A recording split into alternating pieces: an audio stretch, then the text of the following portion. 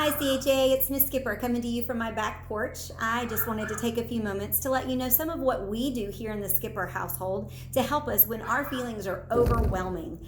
Sometimes we can name them, just like Miss B told us to do last week.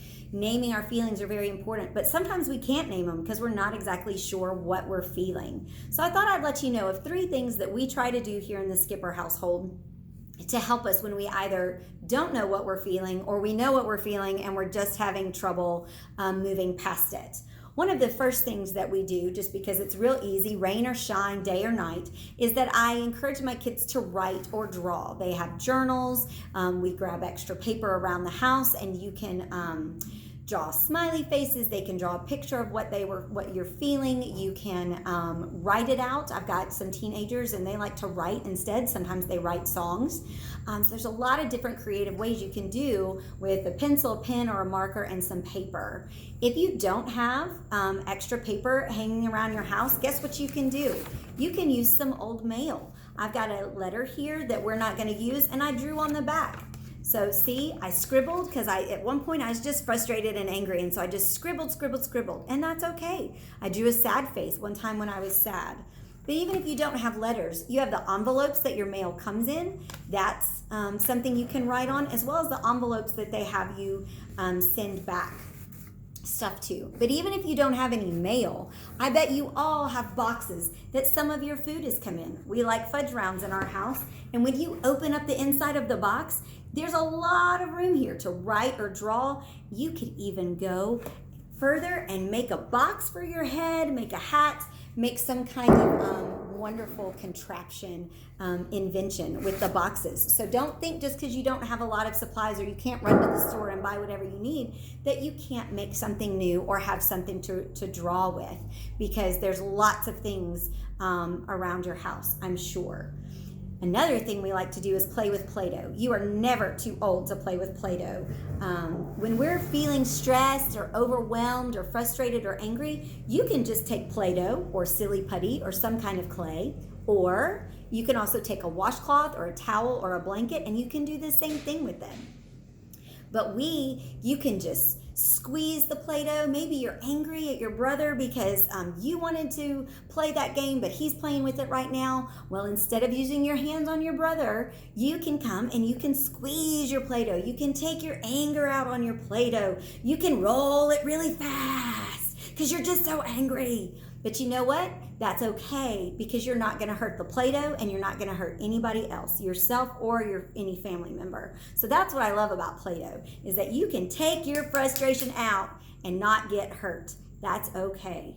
The other fun thing with Play-Doh is that when you just don't know what you're feeling, you can kind of create it with Play-Doh. Or maybe you know what you're feeling, but you don't really know how to say it to your mom or your dad. You can make a creation and then just let them know. So see, when I was sad, I made, one of my raindrops fell. I was sad, I made rain, a cloud with some raindrops. But what I remembered while I was making it is that when rain comes, flowers grow. And so that helped change my mindset, because I remembered, yes, I was sad, but there can be some beauty from the sadness. When I was angry, I made fire because I was just so angry. So you can make a fire to express your anger, or you can use kind of an emoji face. You can use to make a smiley face or a frowny face, or just let me get it to stick, blah face. But you can give it hair and all that kind of stuff. But see, you don't have to have a ton of Play-Doh or even lots of colors to express those things. So you can use your imagination and your creativity, but sometimes just doing that action can help calm you down as you take your belly breaths and you name your feelings and you think about a better way to use your time. And then last but not least, we always love to get outside. I know some of you aren't able to go walk around a neighborhood or ride your bike, but you can probably step right outside your front door or on the balcony of your apartment complex, because it doesn't matter how far you get outside as long as you get outside. Sometimes it just gives us a different scenery. We get tired of our four walls or looking at the same people. And so we can look outside and see something different. Maybe there's a different car across the street. Maybe you see new flowers that have bloomed. There's lots of different things that you can look at.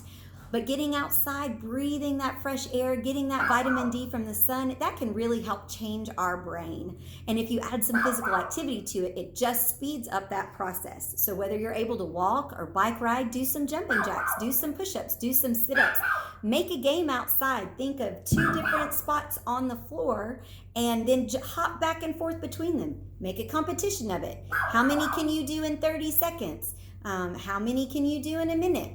There's lots of fun and creative ways to get your body moving, which helps your brain get moving. And so that is going to help us all stay healthy mentally, physically, and emotionally during this time that's a lot different. So I know those aren't any new, amazing ideas, but maybe it just encourages you to utilize some things that you didn't think about, or to just let you know what? Other people do this too. Let's try that. So I hope you guys are doing well. Stay safe, stay healthy, and keep remembering that we love you at CHA and hope to see you soon.